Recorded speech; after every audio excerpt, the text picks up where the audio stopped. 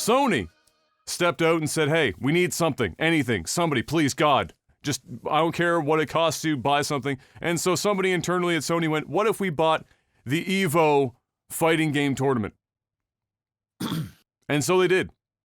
So just this week, Sony Interactive Entertainment decided to step out and buy Evolution Championship Series, which of course is like the premier fighting game tournament of the world, basically, and has been for a hot minute.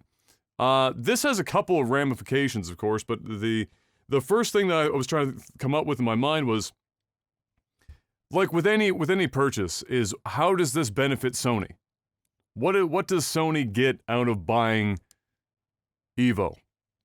Because, you know, EVO does well. I don't think EVO is particularly a money generator in that it's not printing money in the way that some other acquisitions would possibly, you know, lead to. So I'm not 100% sure where they're going with this. Of course, fighting games are incredibly popular on the PlayStation. Arguably, outside of Smash Brothers, fighting games are, like, you might as well call it, like, the home of fighting games is the PlayStation console and has been for a long time.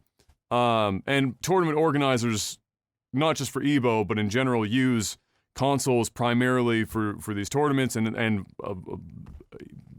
obviously Sony consoles predominantly in a lot of cases. But those two things don't necessarily mean that it's like a value add. So I don't know what it is they're trying to do other than just divest themselves into esports. That's it. But to what degree, I don't know. Like, are they going to step in and start playing Puppet Master with EVO, which has already been kind of like operating on its own for so long that it would be weird for Sony to come in and try and mix things up? Or are they just buying it to let them sit and do their thing and just own them for the sake of owning them? I have no idea. Do you have any idea as to what the hell you think Sony would buy EVO for at this point in the game? I don't know. I mean, maybe they're planning on expanding EVO and not just fighting games, you know, introducing something else to it. It's the only thing I can really think of. It's either that or it's one of these cases of like companies being out of touch with what is hot and what isn't. Like sometimes companies will like dump a bunch of money into something because some executive said, hey, we should go into this. And the guys up top or the gals up top are like, yeah, you're the expert, right? Yeah, that seems like a great idea. We've got 2 weeks before the end of the fiscal year. What can we do? Yeah, so it's like, let's just go buy EVO, right? I don't know. I mean, beyond that, the ramifications are biggest for the Smash community because EVO was like the one really major sanctioned fighting game tournament in which Smash took part in. Most other Smash is more or less, I guess, no matter the size, you would consider them more of a grassroots type situation, right? And so with that having now gone into Sony's hands, of course, Nintendo made a statement whereby they said, Nintendo has enjoyed engaging with fans at past EVO tournaments and wish the show organizers the best with their new venture. We will continue to assess EVO and other opportunities as we plan for future online and offline Smash Bros. Tournament activity. That's a really nice way of saying Smash Bros. Is probably not ever going to be at another EVO event in the future. So, and the unfortunate thing about that is that if you take EVO out of the loop there, Nintendo hasn't really given a fuck about any competitive anything. Smash has been like, the community has had to coerce every last little tiny half step that Nintendo has ever produced for the fighting game community in that regard, for tournaments and even allowing tournaments to happen sometimes. Like, Nintendo just doesn't want anything to do with this, I think, in general. So, them saying that they're going to, you know, look into other opportunities for future online and offline tournaments doesn't really bode all that well, and I think that Smash is going to have to be almost 100% run grassroots, smaller tournament, and just stick to that until somehow another opportunity comes up. Whatever it is, it's not going to be EVO anymore, and we'll have to wait and see just how hands-on Sony gets with their new acquisition. But a very strange buy, especially if you take into consideration how esports has been in the last 6 months. Esports is not in a good place right now. No. Everyone is being fired or let go or laid off or whatever you want to call it. Which is even scarier considering you would think at a time like now, it would be more popular than ever before. At least for online stuff, right? Like, obviously in person can't, but... Well, of course. But I mean, let's be real here. You can hold... It's video games in 2021. Yeah. You don't need an exhibition. You don't need to go to a convention to hold an event. Everything is digital. Everything. All the games we play are digital. So, I would have thought streaming in general has gotten much bigger and viewership and stuff has gotten much bigger. So you would think just naturally esports would just get bigger, and it's been the opposite. It's kind of it's weird. I don't know if people just kind of laid down and died and was like, yeah, it's the whole world is coming to an end now and we just don't want to do any events. But it seems like even the events that happened online, they seem to have done pretty well. A lot of people are tuning into them. I mean, I don't know the ratings. I don't know. I can't compare, but just that there's so many more people watching, you would think everything would be bigger. You'd think League would be bigger. CSGO would be bigger. PUBG would be bigger. Everything would be bigger. And in reality, it feels as though, and I'm saying this from perspective, I don't actually know. Maybe some of those games are bigger in 2020 or 2020 and 2021. But from the looks of it, it seems like things are kind of leveling out and more so dying out, which is weird.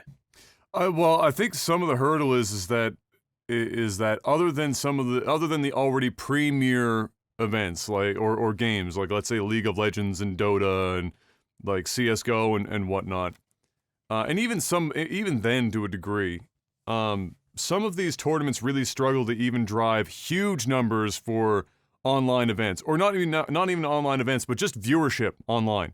So I know that there's been a lot of talk recently about how some events that say they allowed certain people to restream as almost how reaction YouTube is blown up as being this fucking huge thing. Yeah. Well, somebody figured out that there's a huge portion of people that might not watch the broadcast normally, but if a streamer they really like is rebroadcasting it and talking over they'll watch it. They'll fucking watch the thing. Of course. So Shroud and other esports centric major players have been boosting the numbers of viewership by doing just that. And they're getting paid to do that. And they're getting paid huge money. And they should, because they're bringing 50,000 people plus concurrently. Yep. That's not just 50,000. If you have 50,000 concurrent, that means over the span of 8 hours, you're probably looking at closer to 250,000 fucking people or more. Probably even more. Yeah. So that's a huge draw that you're not getting in your main broadcast, and it's because they like the personality and they're interested in their thoughts on what's happening, and they're willing to watch if that is going on. And so if you can go to Shroud and say, we'll pay you, X number of dollars for the time that you're restreaming and talking about this for your time, then great. And I mean, there are going to be times where there are advertisements and stuff in their broadcast that are still going to get to eyeballs. They can still pitch that dollar amount to their advertisers. It's not changing. All they have to do is make sure when they make the contract, whatever, with Shroud, that they say that you can't just cut away every time there's a fucking advertisement. Yeah, on the screen. Sponsorship. Yeah, it's a straight up sponsorship. That's what it is. So they're doing a lot of this. You're seeing that with football. Your streamers are getting paid to watch fucking football on Twitch. Yes. Just some weird things where they're realizing that watching somebody watch content, there's is value. Sometimes more entertaining than the actual content itself. Well, think about, just as a funny segue, well, not a segue, but a funny comparison point, where in the past we talked about how we both got roped in hard to the 90-Day Fiancé fucking thing. They have an entire fucking secondary series where it's past 90-Day Fiancé couples watching and reacting to the current season of 90-Day Fiancé that you've already watched, but you still watch anyway because you're watching them react to the same shit, and you want to think, well, what did they think when they saw the crazy shit that you saw, right? Yeah. Like, there is an enormous amount of value. Obviously, if reactionary YouTube is as big as it is, there's enormous value in that. As hard as it is for a standard, who isn't involved in the entertainment industry to even understand why that would be entertaining, it doesn't matter. All you need to know is there's value in it, and just use it. So I think that if anything, that's the biggest core driver for any smaller tournament that can make use of restreaming with popular personalities. That's going to be the route to go, because if we're going to be doing these online things, the fighting game community is probably not going to want to do too much of it, because they'll be like, oh, the netcode sucks. Usually because it does.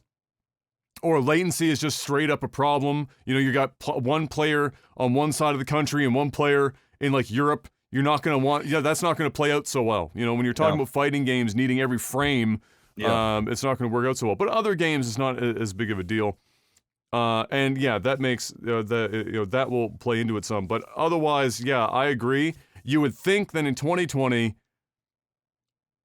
something should have been a bit bigger. Something should have been a bit bigger than they ended up being. And coincidentally, I was reading a Twitter, not to make this topic too long, but I was reading a Twitter post about, I can't remember what.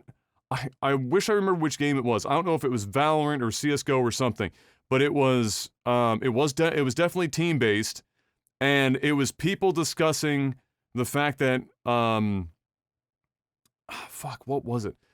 People discussing that several players and like a couple of coaching staff had caught COVID in transit to do this in-person event that they wanted to try and run.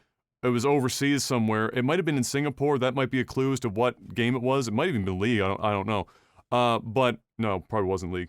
But then there was this discourse around, why are you doing an in-person event during COVID where you have to ship entire teams overseas to another country, either risking bringing the infection with you to the host country or picking up the infection in that country and bring it home, or vice versa, for a video game tournament that you guys went out of your way to make, and people appreciate that, but why not just put that effort into doing an online event if you're really so hell-bent on continuing to have this content?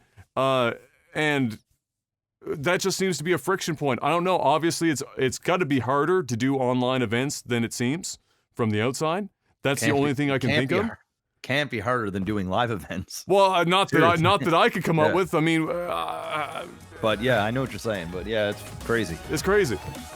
So we'll see. Ultimately, we'll see what Sony does with their acquisition. But for now, it just seems like they're just buying because they can, and it's close to the end of the fiscal year. That's pretty much all I can come up with.